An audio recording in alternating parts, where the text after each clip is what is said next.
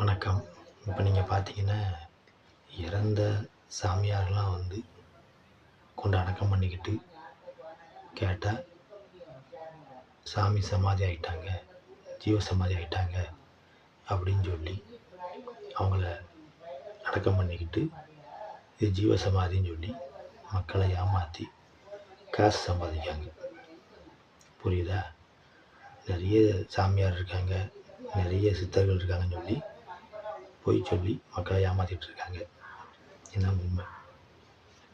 நீங்கள் பார்த்தீங்கன்னா, மெண்டல் மாதிரியே அலைஞ்சிக்கிட்டு இருப்பாங்க. அவங்களால யாருக்கு என்ன பிரயோஜனம் இருக்குது? ஒரு பிரயோஜனமும் கிடையாது. கேட்டால் சித்தர்னு சொல்லுவாங்க.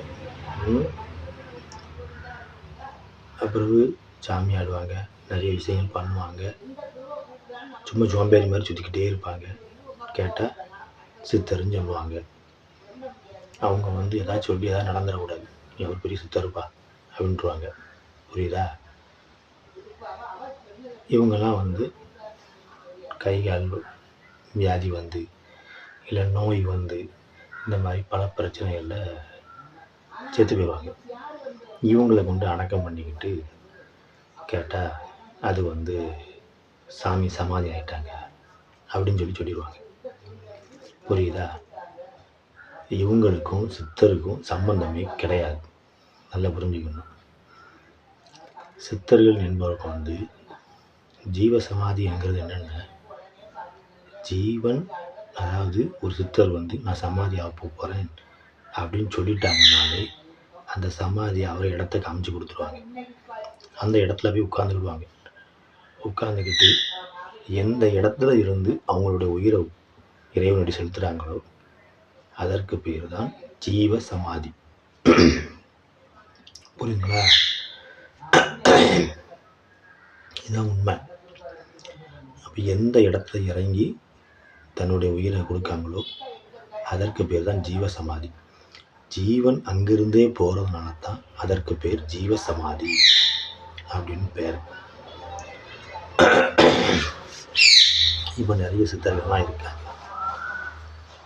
அதுக்கப்புறம் பார்த்தீங்கன்னா, இப்போ சித்தர்கள்னு அறிவையும் ஞானத்தையும் நமக்கு கொடுத்துட்டு போனவங்க தான் சித்தர்கள். சித்தர்கள் விதைச்சிட்டு போன விதைகள் தான் இன்றைக்கி நம்ம நிறைய விஷயங்களை யூஸ் பண்ணிகிட்டு இருக்கிற அறிவு. புரியுதா? அப்போது இப்படிப்பட்ட மகான்களும் பெரிய பெரிய சித்தர்களும் வாழ்ந்த இந்த பூமியில் பொய்யா சித்தர்கள் போர்வைக்குள்ளே வாழ்ந்துக்கிட்டு இருக்கக்கூடிய சாமியார்மார்கள் நிறைய பேர் இருக்காங்க. நிறைய சாமியார்கள் நாங்கள் சாமி சித்தர்கள் ஆசிரமம் அது என்னெல்லாமோ வச்சுருப்பாங்க. கடைசியில் பார்த்தீங்கன்னா நோய்வாய்ப்பட்டு செத்து போவாங்க. இவங்கெல்லாம் முக்தி அடையாதவங்க. முக்தி அடைஞ்சவங்கன்னு பார்த்தீங்கன்னா கடைசி வரைக்கும் மக்களுக்காக ஏதாவது ஒரு நன்மையை பண்ணிக்கிட்டு இறைவனிடவே சேரும்னு சொல்லி ஒரு இடத்துல போய் உட்கார்ந்து சமாதி ஆயிடுவாங்க. உயிரை அந்த இடத்துல இருந்தே கொடுத்துருவாங்க. அதற்கு பேர் தான் ஜீவ சமாதி. அப்படிப்பட்ட சித்தர்கள்லாம் இப்போ கிடையாது. இப்போ எல்லாம் சாதாரண டுபாக்கூர் சித்தர் தான் இருக்காங்க. அப்படிப்பட்ட சித்தர்கள்லாம் எப்போ இருந்திருக்காங்க? மகாவதர் பாபாஜி, ஸ்ரீ ராகவேந்திரா, அதுக்கப்புறவு கொங்கனார், கோகர், கோரக்கர், அப்புறம் துசுதுர மூவர் சமாதி, குலசேல ஐயாத்துறை கைலாச சமாதி, இவங்கெல்லாம் அந்தந்த இடத்துல இருந்தே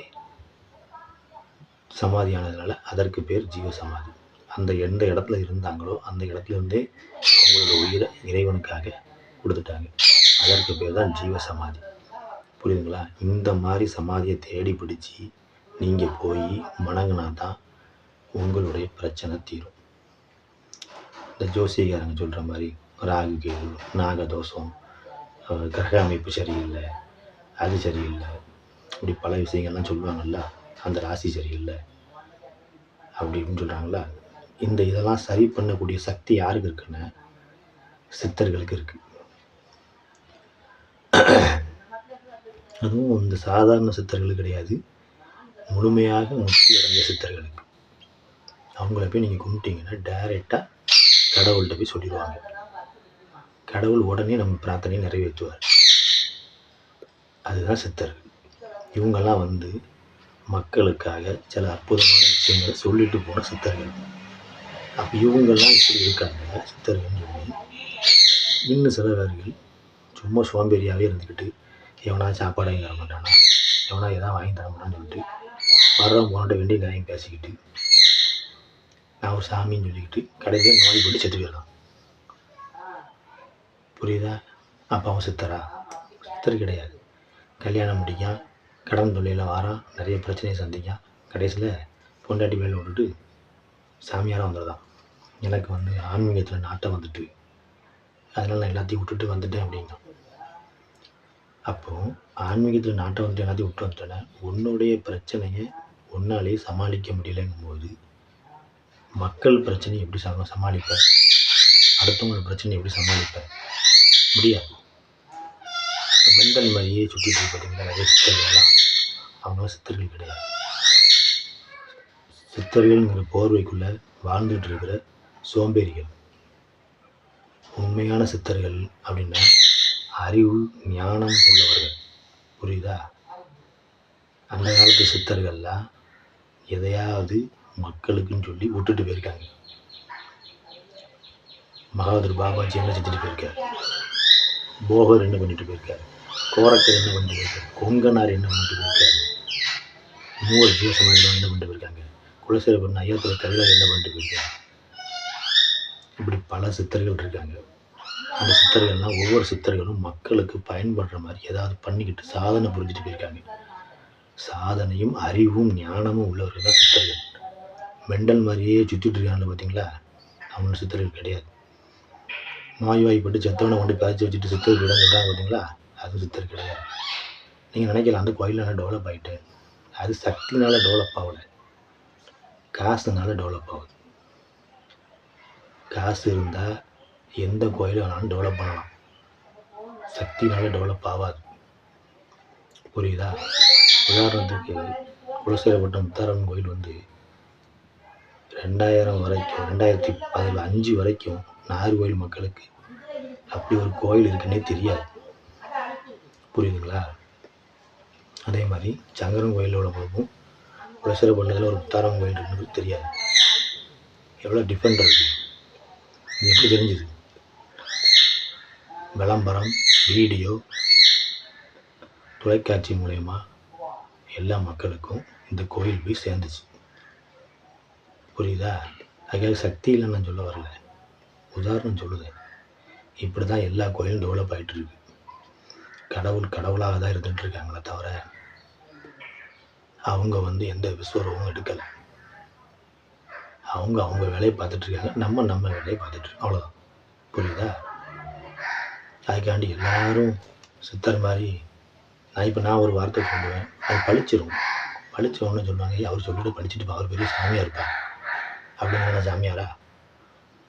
சாமியார் கிடையாது, நானும் சாதாரண மனுஷன்தான். புரியுதா? அதனால் நீங்கள் எல்லோரும் சிந்திங்க மக்களே. இப்போ வந்து இருக்கக்கூடிய இறந்தவங்களை கொண்டு பதிச்சு வச்சுட்டு சித்தர் பீடம் சொல்கிறாங்களா, இதெல்லாம் சித்தர் பீடமும் கிடையாது, கோயிலும் கிடையாது. அதுக்கு நீங்கள் உங்கள் முன்னோர்களே கும்பிடுங்க. இது எல்லாமே இந்த கார்ப்பரேட் கம்பெனி மாதிரி ஆகிப்போச்சு. கோயிலிருந்து சித்தர் பீடங்கள் எல்லாமே என்ன ஆகிட்டுனா கார்ப்பரேட் கம்பெனி மாதிரி ஆகிப்போச்சு. அவங்க என்ன பண்ணுறாங்கன்னா இதை வச்சு இந்த மாதிரி ஒரு வருமானத்துக்கு உண்டான ஏற்பாடு பண்ணிட்டுருக்காங்க.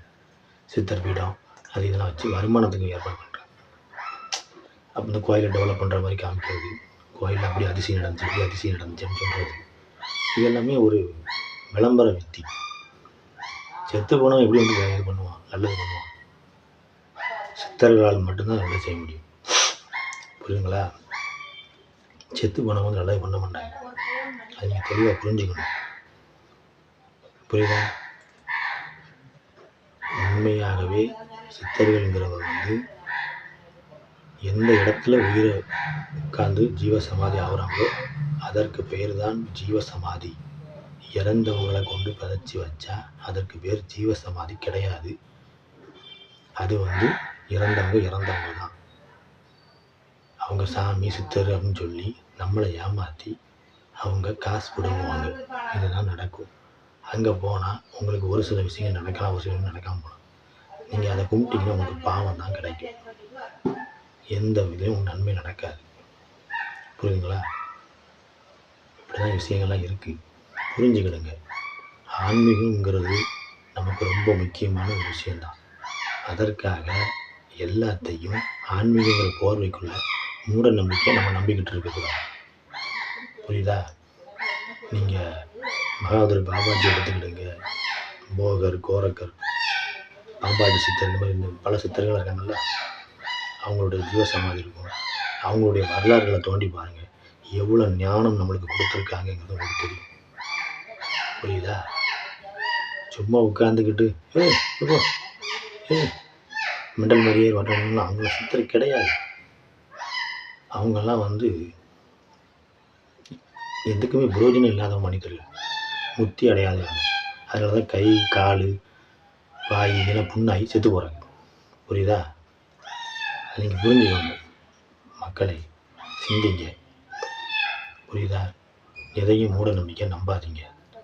உண்மையான ஜீவ சமாதி எங்கே இருக்குன்னு போய் பார்த்து தெரிஞ்சு அதை வணங்குங்க, உங்களுடைய பிரார்த்தனை நிறைவேறும். புரியுதா? இதில் ஏதாவது டவுட் இருந்தால் என்கிட்ட கமெண்டில் கேளுங்க, நான் உங்களுக்கு பதில் சொல்கிறேன். எல்லோரும் வீடியோ சாதாரணமாக சிரிச்சுக்கிட்டு, காமெடி பண்ணிக்கிட்டு, ரிலீஸ் பண்ணிக்கிட்டு இப்படி போட்டால் தான் பார்க்காங்க. நல்ல கருத்துக்களும் நல்ல விஷயங்களும் சொன்னால் யாரும் பார்க்க மாட்டேங்காங்க. என்னுடைய வீடியோலாம் பார்க்குறது ரொம்ப கம்மி தான். நான் நல்ல கருத்து தான் சொல்லிகிட்டு இருக்கேன், ஆனால் யாரும் பார்க்க மாட்டேங்காங்க. ஏதாவது ஒரு விஷயங்கள் ஜாலியாக பாட்டுக்கிட்டு போட்டால் பார்க்காங்க. இந்த மாதிரி ஜீவசமாதி, இந்த மாதிரி சில விஷயங்கள்லாம் என்கிட்ட கேட்கணும், கமெண்டில் கேளுங்க, நான் பதில் சொல்கிறேன். அறிவுபூர்வமான விஷயங்களுக்கு மட்டும்தான் நான் பதில் சொல்லுவேன். அதை நீங்கள் கேட்டு தெரிஞ்சுக்கிடுங்க. ஆன்மீக ரீதியாக எல்லாத்தையும் மூட நம்பிக்கை நம்பாதீங்க. புரிஞ்சுக்கிடுங்க மக்களே.